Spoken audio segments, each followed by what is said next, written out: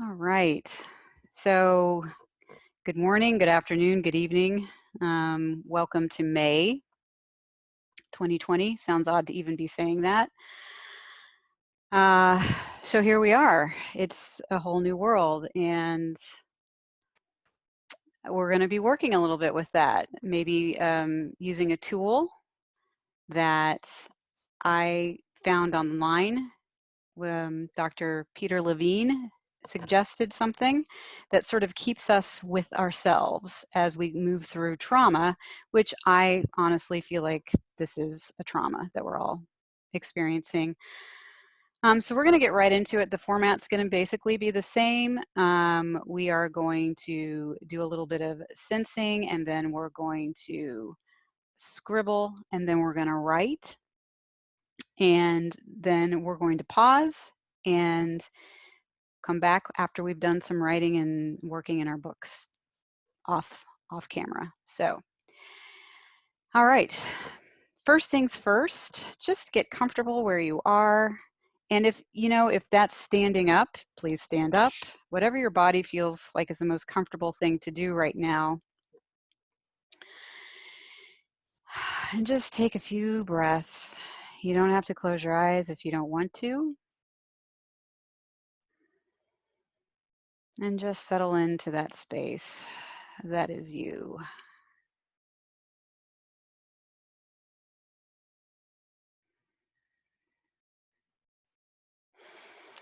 And basically, this tool that Dr. Levine was talking about is basically a hug. So you're going to put your right hand underneath and close to the heart center of the left armpit, and then reach over with your left hand and just cradle yourself in a hug. And we're going to just stay here, noticing what comes up.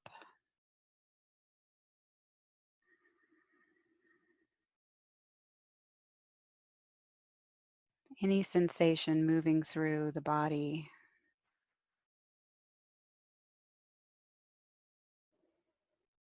Any emotion.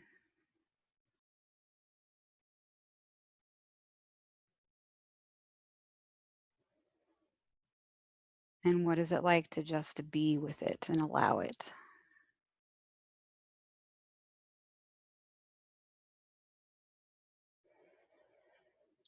And notice when that emotion or that sensation begins to wane or move. And notice what wants to come next, what's coming next. Maybe placing a hand over a part of the body that now is presenting the sensation.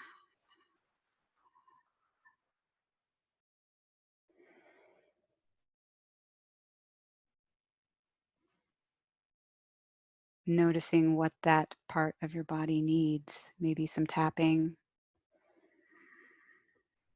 Maybe to be comforted.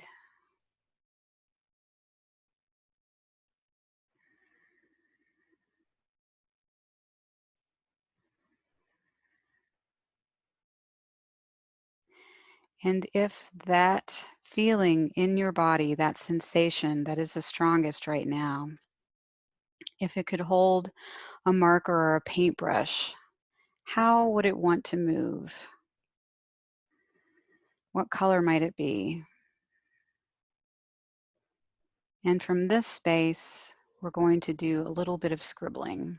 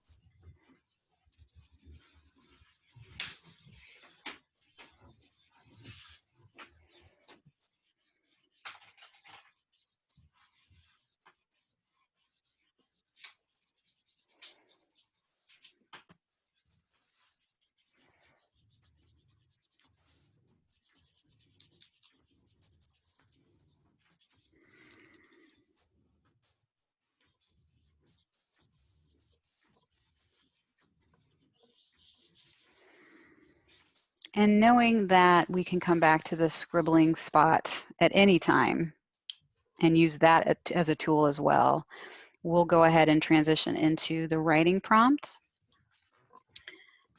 And after the writing prompt, I will go ahead and pause us so that we can continue writing and working in our books for a bit.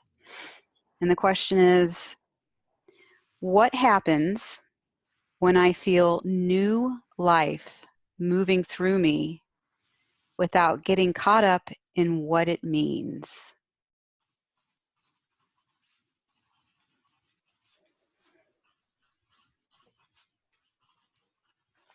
And we'll see you in just a bit. All right, so we're back.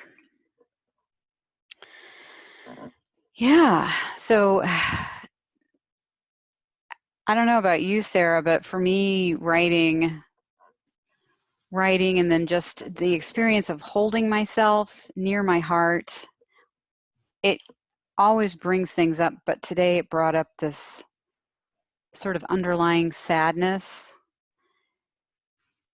But then after the writing prompt and then in sort of feeling things as I was working, just outlining stars, I realized that beyond that sadness is this, like we were talking about, like that life force, or the just that energetic thing that is our energetic read. It's our, it's our energy. It is us.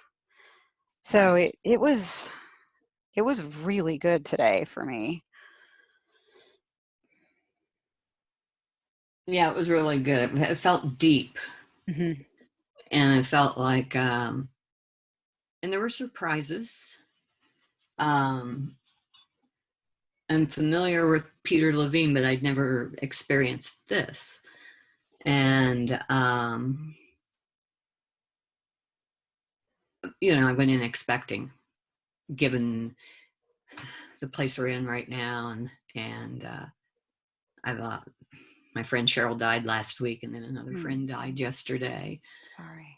And so it's like I've expected, and I realize I expect this a lot, and that's my story, that it will be a dark and swampy place, always. And just from doing this, it was like there were just these,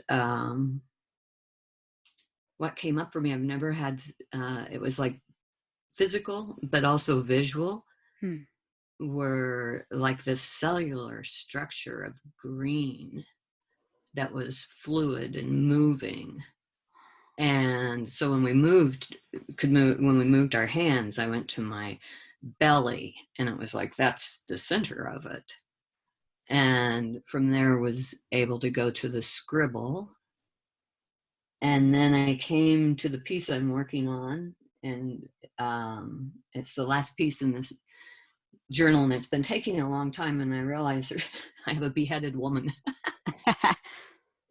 And I've not been quite sure whether I was going to put a head on her or not. And it's been bothersome. And in that process way, I've just continued working. Like, I know that piece isn't finished. And I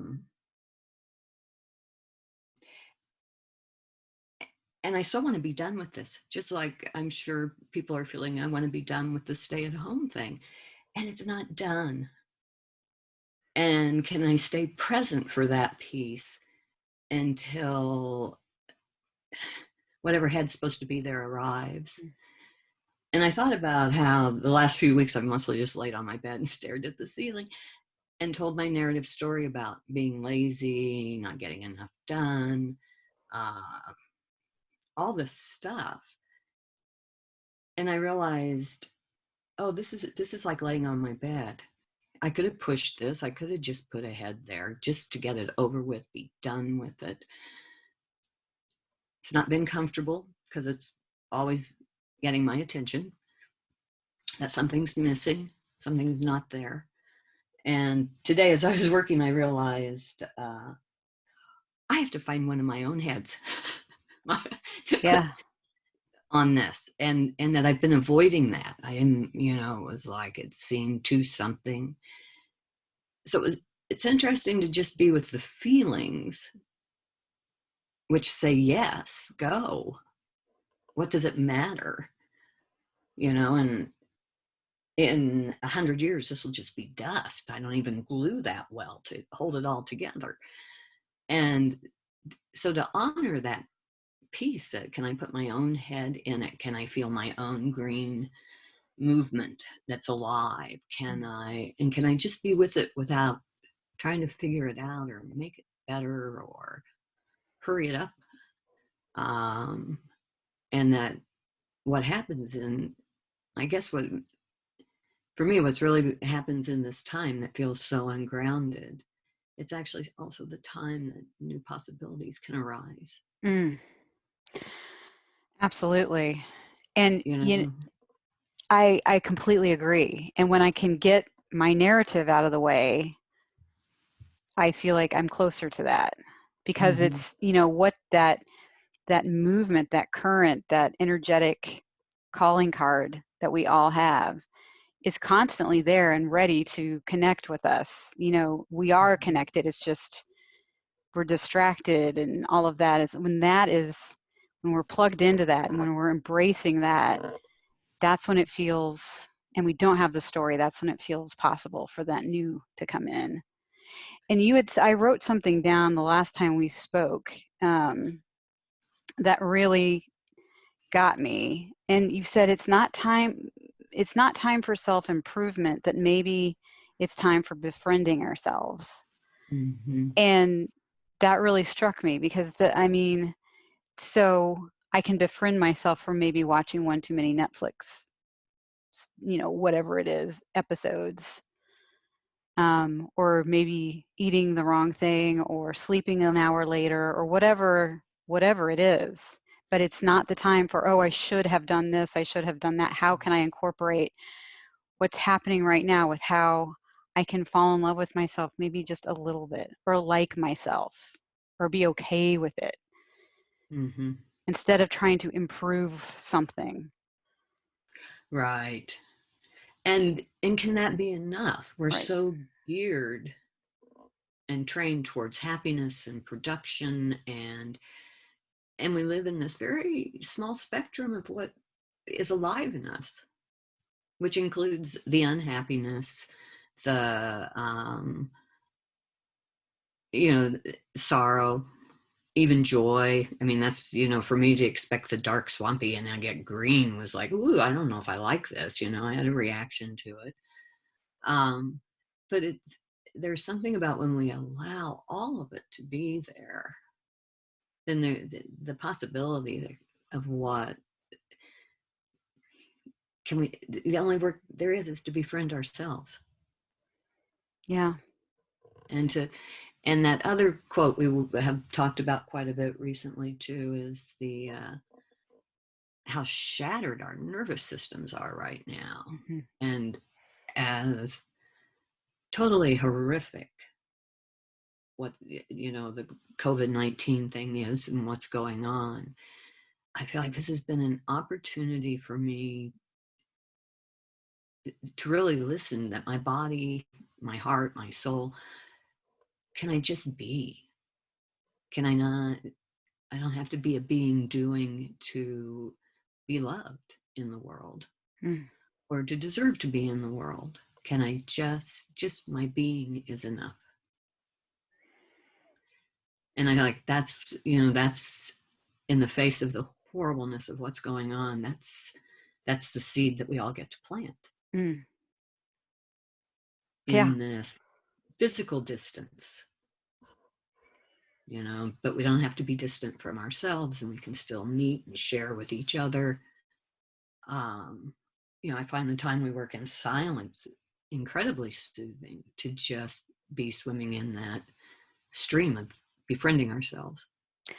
Absolutely. And when we were talking about this too earlier, which is, when it feels bottomless right now, when there's no anchor, and there is nothing really to cling on to, the daily stuff that has kept us sort of lined up, and we know what time it is and we know what day it is and all of that, when it's pulled away, we are left only with ourselves. Right. And even though that's the way it's always been, really, I mean, Yeah. this is pretty This is much. like, I know we were saying, it's like, oh, the training wheels have come off, and so here we are. But I Hmm. mean, that's what we're left with, and that's what we work with. And yeah, Yeah. very, very good day. So grateful for this. Yeah, great. It was a good, really good session. Yeah. Um, so let's remind everybody that we do these sessions twice a week. We do we do these sessions Wednesday and Sunday mornings, and the link for all of that is in the description box here at the end. If you just, when you're done with the video, if you just take a look at more details, that will be there. And it's on a sliding scale, so it is very affordable, anywhere between $5 and $20, whatever you can pay. Um, we would just love to have you. It's a nice experience. It's community without having to talk. It's just that hanging out without chatting. It's nice. And it's very grounding. Yes. I'm appreciative that and grateful that we have this. It's to swim in the deeper waters of befriending ourselves. Yeah. Agreed. So, all right. All right. So until June, happy May, everyone, and we'll see you later. All right. Thanks, Bye. Steph. Bye. Thanks, Sarah.